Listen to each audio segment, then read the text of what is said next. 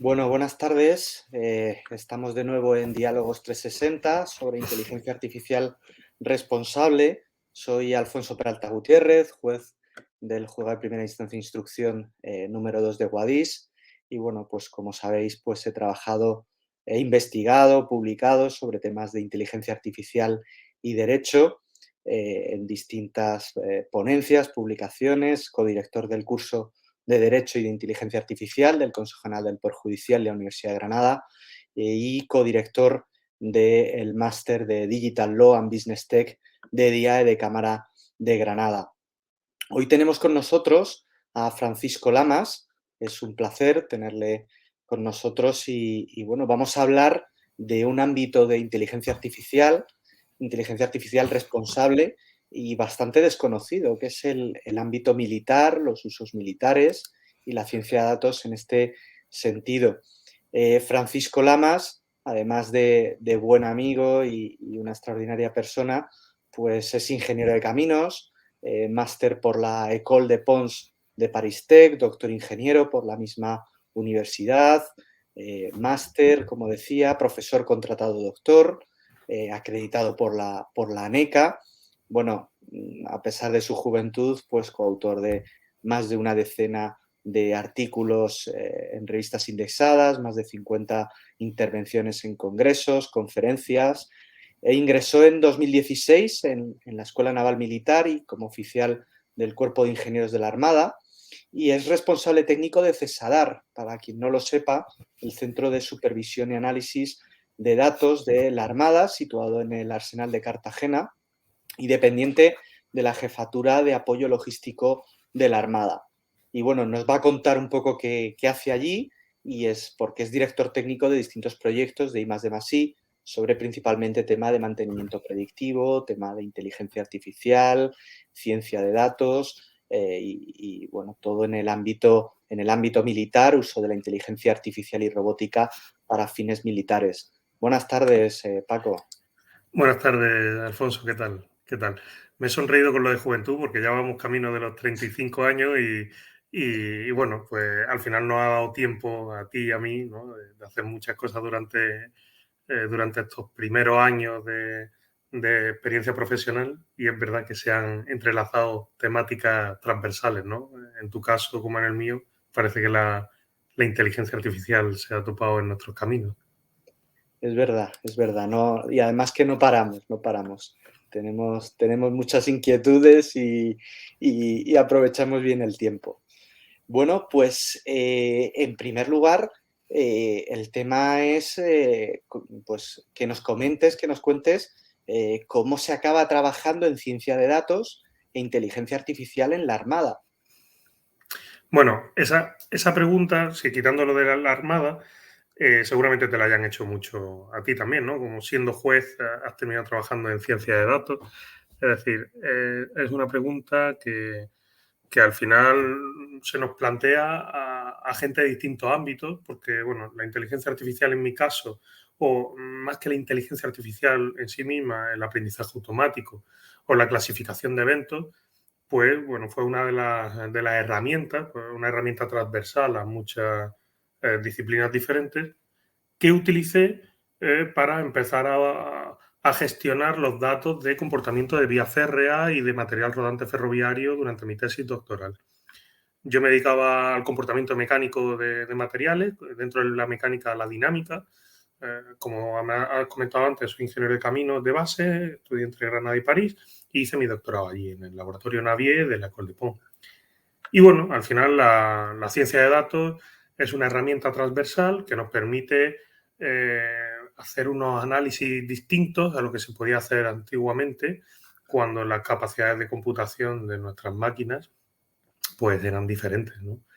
Entonces, al final uno va utilizando este tipo de herramientas para resolver sus problemas y uno se topa con nuevos retos. Y uno de los retos que me encontré yo cuando entré en la Armada pues era que había un centro de datos que empezó en el 2008, ¿no? El CESADAR, del que si quieres luego hablamos, en el que se recogían y se recolectaban datos de comportamiento mecánico de buques.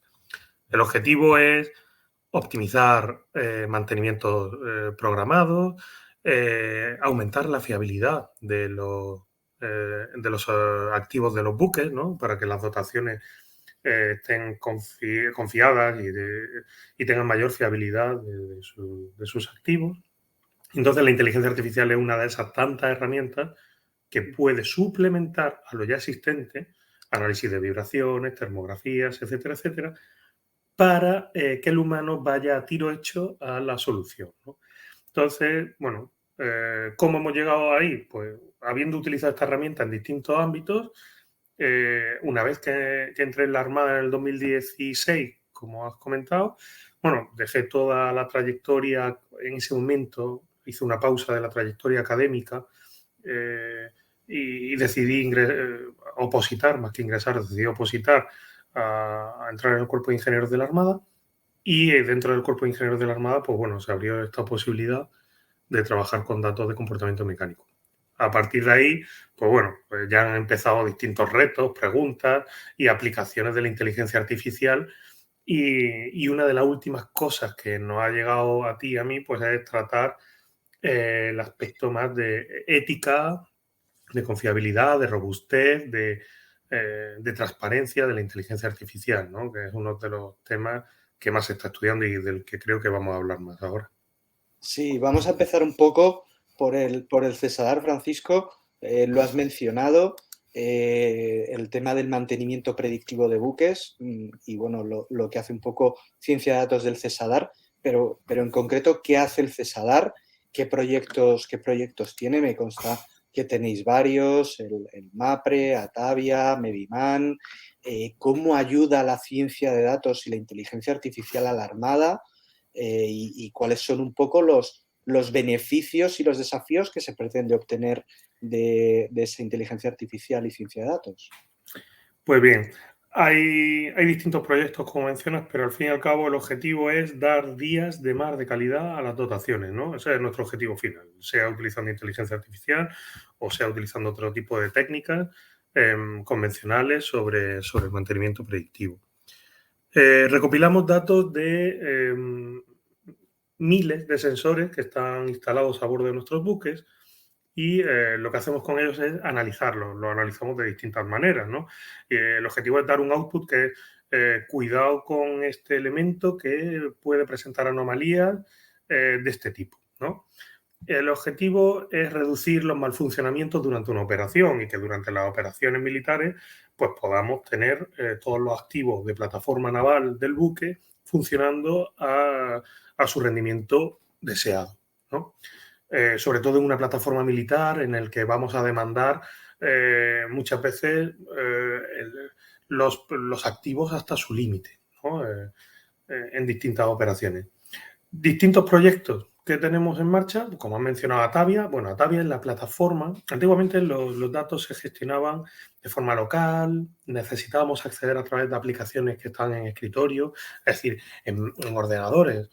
Propiamente, tengo aquí un ordenador en la mano, teníamos que instalar herramientas en ordenadores para que accediéramos en servidores locales a los datos. Y bueno, ahora tenemos un clúster de computación repartido por toda España en el que bueno, tenemos una mayor capacidad de computación. No solamente damos disponibilidad de los datos a toda la comunidad de personas que estén interesadas en esos datos dentro de nuestra institución, sino que tenemos redundancia suficiente de los datos y una capacidad de computación en clúster de forma paralelizada mayor. ¿Eso qué quiere decir?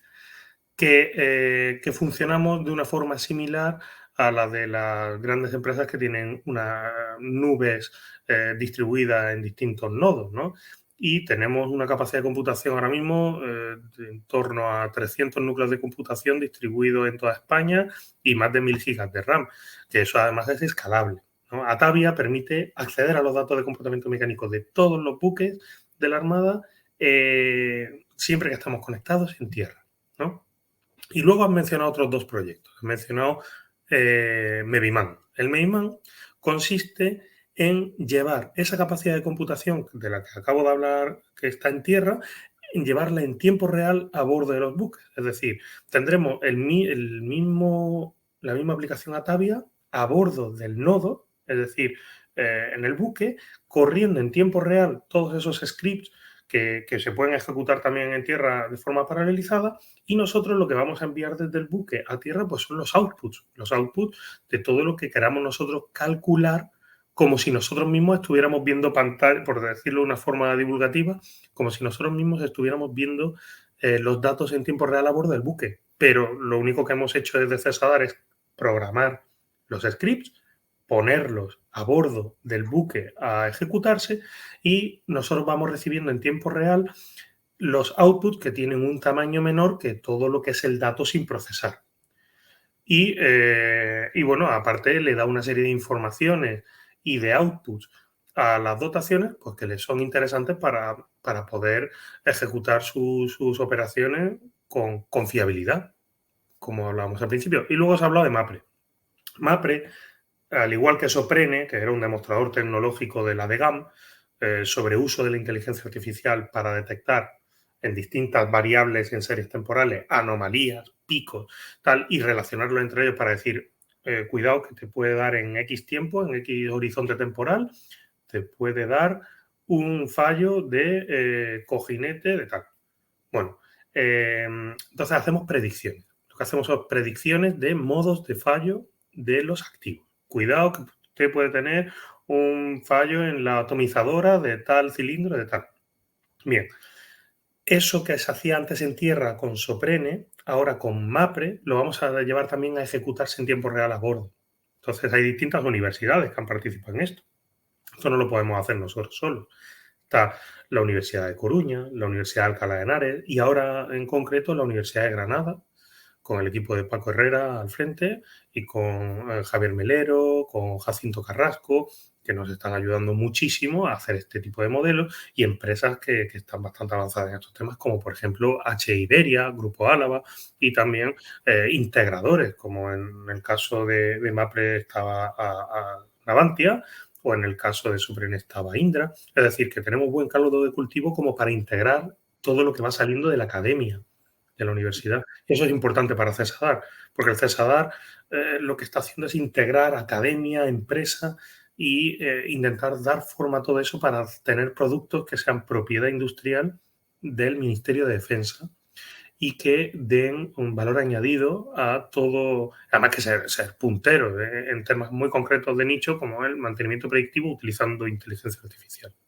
Perdón, pues si he sido un poco largo. No, nada. Justamente te iba a preguntar sobre el ámbito académico, porque organizas, pues bueno, un congreso, ya es la segunda edición, con lo cual un congreso consolidado de la Armada en colaboración con la Universidad de Granada, sobre principalmente logística inteligente para la defensa, pero bueno, cada año pues vais actualizando los contenidos. Yo creo que es referencia total y absoluta en la materia, y además pues te de felicitar porque es una iniciativa pública pues eso, por la Armada, por Cesadar, que reúne en colaboración la Universidad de Granada, el Instituto DASTI, como mencionabas, con Javier Melero, con Paco Herrera, con Óscar Cordón, y luego la parte privada, lo que es la industria militar, ¿no? Y pues eso, el grupo Álava, Airbus, Navantia, en fin, todos Indra, como decías. Quien no está en ese congreso, por así decirlo, no existe. O sea, reunís a todos los players que se dice, a todos los jugadores del sector, y me parece encomiable. ¿Cómo ves un poco la colaboración administración pública, universidad e industria, que a veces no es tan sencilla esa transferencia de conocimiento y esa colaboración también público-privada? Bueno, por un lado, al principio de tu pregunta era sobre el Congreso, ¿no? El Congreso es verdad que va variando y evolucionando los temas, y de hecho vamos ampliando el scope, ¿no? de qué presentamos.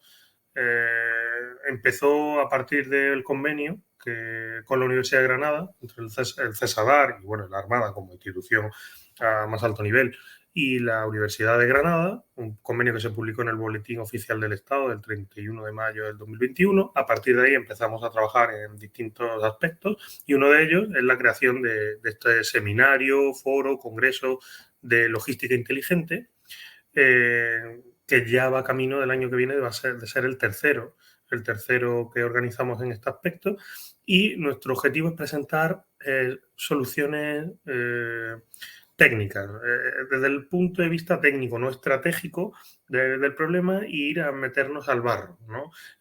Y queremos mezclar, como bien dices al final de tu pregunta, el mundo académico y el mundo industrial, ¿no? Y la administración como tercera pata, ¿no? Es administración, mundo industrial y mundo académico. ¿Cómo se hace eso? A ver, sí, sin mundo académico, solamente contando con la industria, no hay innovación. Eso es una cosa que debemos de tener clara, porque la innovación o el desarrollo basado en método científico nace de los equipos académicos. Lo que pasa es que como catalizador y como para acelerar ese metabolismo, para llevarlo a una solución industrial necesitamos a la industria. Sin industria tampoco hay producto. Y al final lo que necesitamos son productos concretos, no desarrollos teóricos que no nos puedan servir más que en un laboratorio. Entonces, ese binomio que antes en España pues no estaba muy entrelazado, necesitamos la administración ser uno de los agentes que hagan unir a esos dos partes para que la universidad, que basa en el método científico todos sus desarrollos y que tiene distintos tipos de desarrollos, desde menos maduros hasta más maduros tecnológicamente y tal, esté en consonancia con la industria para coger los desarrollos que sean válidos y que sean potencialmente llevados al mercado y los lleve al mercado. Eso, bueno, en el CESAR, con pequeños ejemplos, pues podemos ver ya algunas muestras de este tipo de proyectos que se están llevando al mercado, ¿no? Y bueno, es de capital importancia. Y como no empecemos a ver equipos multidisciplinares que no estén encorsetados como antiguamente los grupos de investigación, que sí que estaban en una única rama investigando, sino que veamos la transversalidad de los dominios de la ciencia, no vamos a ser capaces de elevar el número de patentes presentadas por un país como España. Perdón por meter esta cuña aquí, pero es que la mezcla entre industria y academia es lo que nos va a hacer, y sobre todo la multidisciplinaridad de la gente que se meta en esos equipos que van a desarrollar productos innovadores, es lo que nos va a permitir como país incrementar las patentes de propiedad industrial, que en España pues siempre hemos estado un poco a la cola del mundo occidental en este aspecto. Y ahora la ANECA está potenciando que haya más transversalidad en las investigaciones de los profesores acreditados en España, y eso va a permitir, yo creo que en corto plazo, incrementar la usabilidad y el llevar al mercado soluciones que se estén viendo ahora en laboratorio. No, y es un tema que en varios diálogos también hemos abordado de que, bueno, para crear un ecosistema de innovación, pues hace falta investigación, hace falta, como has dicho, académicos, investigadores, hace falta un ecosistema, hace falta una seguridad jurídica, una regulación, bueno, hace falta muchas cosas que se tienen que poner en orden y sobre todo, pues ser amigables.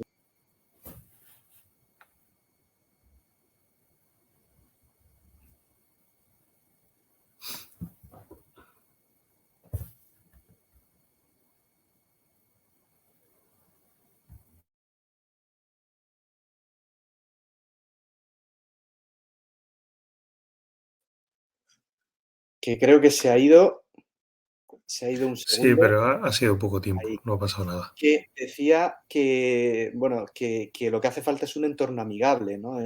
Y esa investigación, esa academia, esa regulación también, ese ecosistema. Compartimos muchas cosas, compartimos amistades de hace muchos años, profesores del mismo máster también de Digital Law and Business Tech, y recientemente pues también compartimos autoría de un artículo sobre derecho internacional público y usos militares de la inteligencia artificial, que está pendiente de publicación para la Agencia Europea de Defensa, para la Revista General de Marina. Y bueno, una de las cuestiones que nos hemos encontrado es que el futuro reglamento de inteligencia artificial del que tanto se habla, por lo menos a nivel jurídico, pues no es aplicable al ámbito de defensa ni usos militares. Es una de las recientes reformas que se incluyeron específicamente en la versión del CODEPER. Veremos a ver cuándo se aprueba el reglamento, pero bueno, sí que hay ciertas propuestas de regulación, como la resolución del Parlamento Europeo de 20 de enero del 21, la conferencia de ciertas armas convencionales de 8 de noviembre del 21.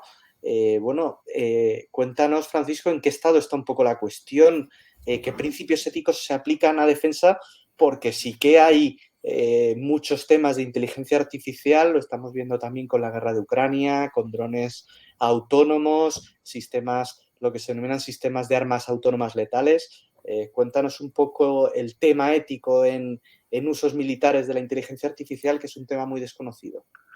Bueno, no voy a empezar a citar, porque sería esto muy aburrido, distintos artículos o distintas resoluciones, tanto del Comité Internacional de la Cruz Roja o por ejemplo, de la Comisión Europea, que sí que lleva cierto camino andado, pero no voy a empezar a entrar en citarlas. Lo que sí debo decir a grandes rasgos es que, y de forma divulgativa, porque ya la gente que quiera meterse en temas más técnicos podrá leer el artículo en la Revista General de Marina cuando lo publiquen, es que estamos muy verdes en llevar esto a un punto ya técnico y de bajo nivel. Estamos todavía en un nivel muy alto en el que las resoluciones que mencionabas dan consejos, dan pautas, dan indicaciones de cómo hacer un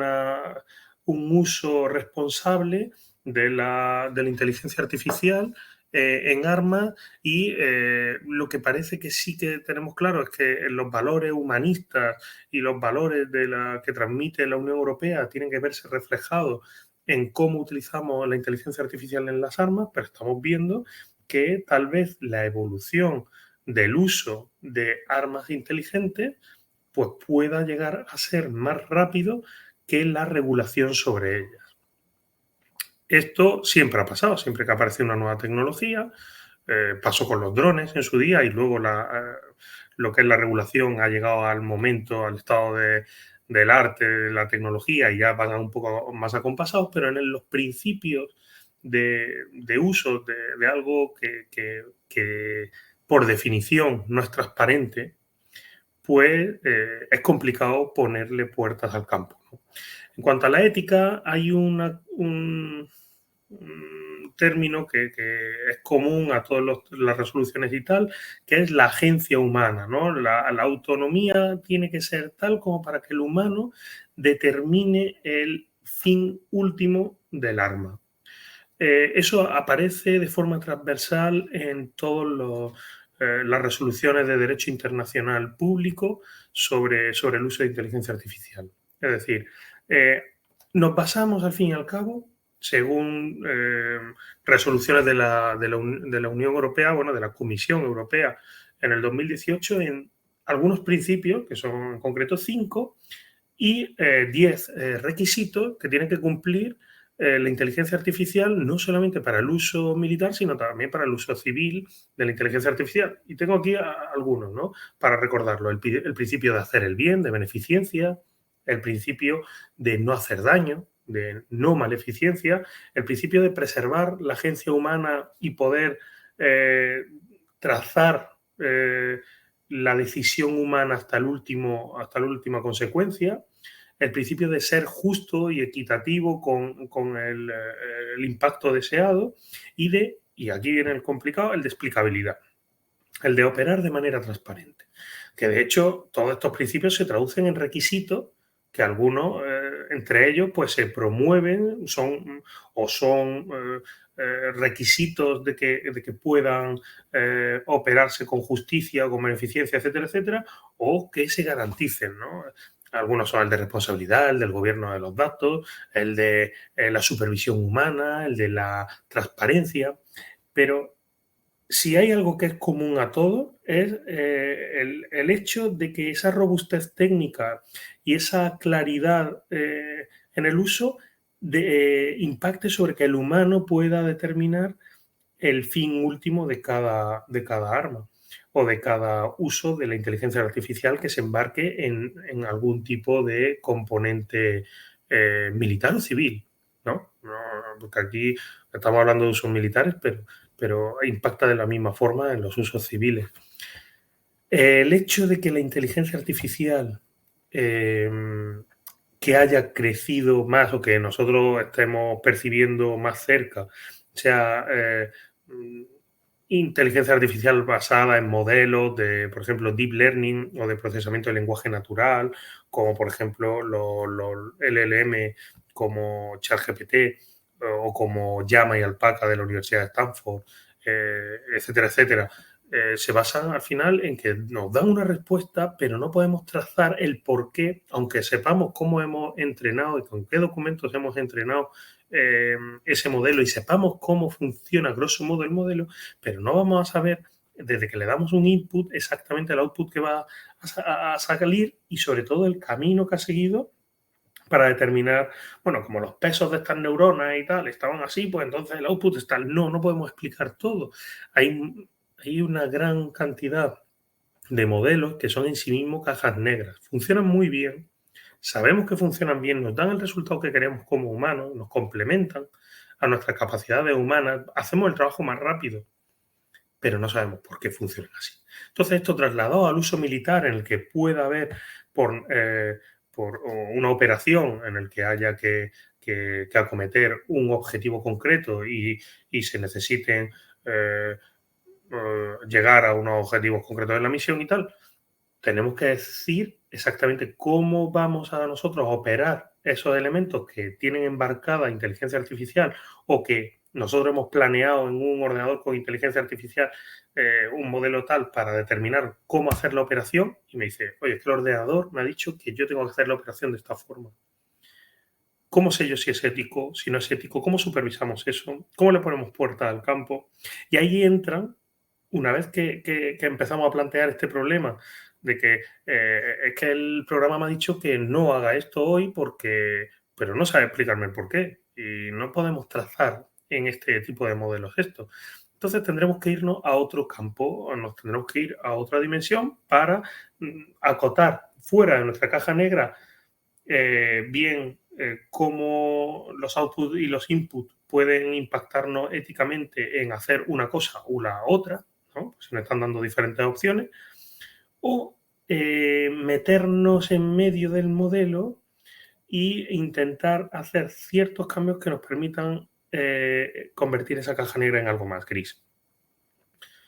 Empieza a haber cada vez más papers sobre explicabilidad y interpretabilidad de los resultados, pero estamos en ese aspecto también muy verdes y de hecho ya se están creando agencias de supervisión de inteligencia artificial, etcétera, etcétera, pero este campo, como venía diciendo al principio, es tan transversal y nos afecta desde a juristas, médicos, en nuestro caso intendentes, ingenieros, marinos, infantes, etcétera, etcétera, que esto va a afectar sobre todo a la hora de definir qué hacer, qué no y cuáles son los campos sobre los que cada sociedad delimita su capacidad de acción. Aquí van a entrar los filósofos. Los filósofos y las carreras de humanidades que mucho tiempo han estado ciertamente olvidadas o relegadas a la investigación y formación y no la hemos utilizado industrialmente, ahora viene, en esto sí, aquí me pongo muy contento porque las carreras de humanidades van a pegar un auge importante en los próximos años, porque los ordenadores han permitido aumentar la capacidad de computación a unos niveles que antes no estábamos acostumbrados. Entonces ahora los filósofos nos van a ayudar a dar forma a las cosas que debemos y no debemos hacer como sociedad. Tendremos que como sociedad establecer dónde queremos ir, cómo queremos llegar, y no solamente, no estoy hablando de ámbitos militares, estoy hablando en absolutamente todo, desde el programa que tiene un banco y que utiliza para, dar o no una hipoteca, hasta el sistema que va vigilando caras en una marquesina que tiene una cámara, ¿no? Entonces tendremos que delimitar, y no todo es no, porque si no, no avanzamos como sociedad y la inteligencia artificial nos va a solucionar muchos problemas. Ahora que tenemos mayor capacidad de computación, el humano puede ser humano. Y nosotros no dedicarnos a tareas que el ordenador nos va a ganar sí o sí siempre, a partir de hace ya alguna década, aunque no nos quisiéramos todavía meter en ese berenjenal. Pero llega una era de humanidades. Y entonces, una de las cosas que a partir de todo lo que hay escrito ya de resoluciones y directivas de la Unión Europea y de otros organismos internacionales que ya están trabajando en ello, como por ejemplo, no he mencionado la Agencia de Defensa Europea, que ya está comenzando a trabajar en definir cosas a más bajo nivel, sino la OTAN, o otros como el Comité Internacional de la Cruz Roja o la ONU, etcétera, etcétera. Nosotros vamos a ser capaces de ver ese cambio de un mundo en el que los humanos hacíamos tareas que lo hacían mucho mejor el ordenador, hasta un momento en el que el humano se dedica a ser humano, porque vamos a tener ordenadores que van a ser capaces de hacer muchas cosas que hasta ahora hacemos nosotros. Y cuando hablo de ordenadores, a veces queremos decir robots, pero no en la forma humanoide que no viene a la cabeza. Pero yo creo que vamos a vivir una época muy bonita en la que va a ser eminentemente humanística, pero tendremos que aprender a controlar y a tener en nuestro poder de soberanía, en nuestra soberanía tendremos que aprender a controlar estas tecnologías, porque si no seremos dependientes de agentes externos. Y eso es importante tenerlo en cuenta para asegurar nuestra integridad como sociedad y nuestro porvenir. Pues estoy totalmente de acuerdo, Francisco, y bueno, yo como jurista lo de la era de carreras humanísticas me alegra, aunque creo que la preeminencia de las ingenierías se mantendrá por muchas décadas, pero sí que me quedo con el llamamiento a la regulación, que lo estamos en el diálogo con Alejandra Frías, en el diálogo con Alberto Pinedo de Microsoft.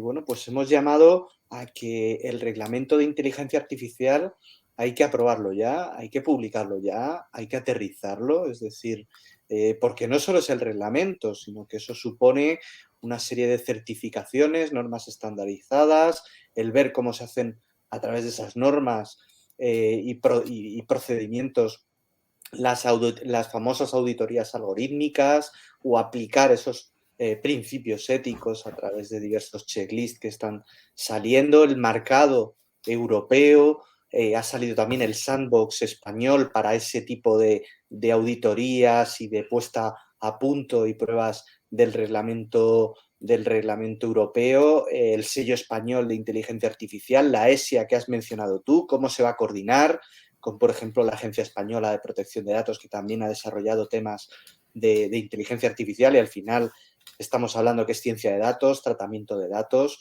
y, bueno, en datos personales la Agencia Española de Protección de Datos tiene mucho que decir, con lo cual, bueno, hay muchos interrogantes y lo cierto es que la industria no va a parar. Yo lo del plazo de 6 meses de Elon Musk, de Harari, de tal, de parar la industria 6 meses, es que yo creo que la regulación no da tiempo a probarla, ni a aplicarla, ni a comenzar a implementarla en 6 meses, con lo cual es un poco como si dijéramos de parar la luz eléctrica y volver al fuego durante 6 meses o parar el Internet 6 meses, ¿no? Pues bueno, yo creo que nunca se ha hecho ni tiene mucha razón de ser. Bueno, acabamos, Paco, un poco en tu ámbito académico, personal, en la Armada. ¿Algo que nos quieras añadir, alguna novedad, alguna línea de investigación de robótica, de usos de inteligencia artificial que tengas preparada para un futuro? Bueno, ya fuera de lo que es eminentemente mi trabajo en la Armada, en el CESADAR, etcétera, etcétera, es verdad que yo continúo intentando estar al día de lo que puedo, porque a veces estas cosas nos sobrepasan, pero nos vamos centrando en cosas así muy, muy pequeñas, muy estrechas dentro de todos los campos de la ciencia. Y si bien he pasado por todo lo que era mantenimiento predictivo de material rodante ferroviario, vía férrea, sensorización, ¿no? De todo eso, he ido evolucionando, ¿no? Desde el comportamiento dinámico de esos tipos de materiales, evolucioné y empecé a hacer mucha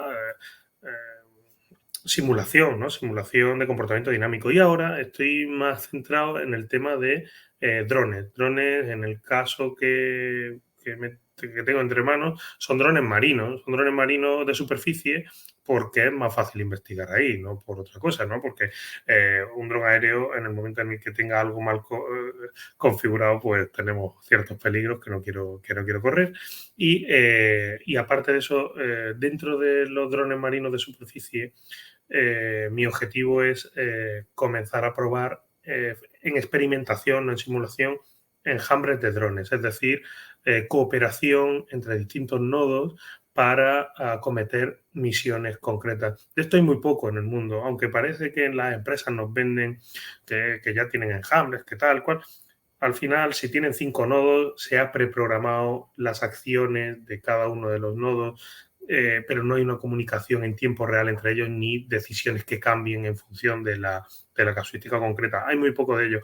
Y en España es verdad que tenemos alguna gente que son más conocidos, incluso fuera de nuestras fronteras que dentro. Y hay gente como en la Universidad de Coruña, que hay algunas personas haciendo temas de enjambres. En Madrid, en distintas universidades de Madrid, hay gente haciendo temas de enjambres. Y es un tema que va a ser importante. Bueno, de hecho, puedo enseñar, aquí tengo una especie de dron.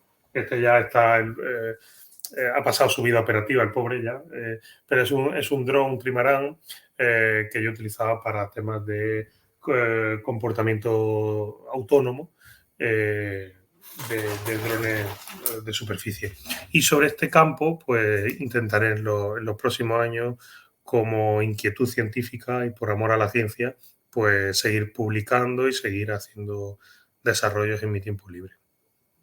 Pues nada, darte la enhorabuena porque yo creo que es un campo, lo estamos viendo en Ucrania, ¿no? Con los drones, las armas autónomas, los drones kamikazes.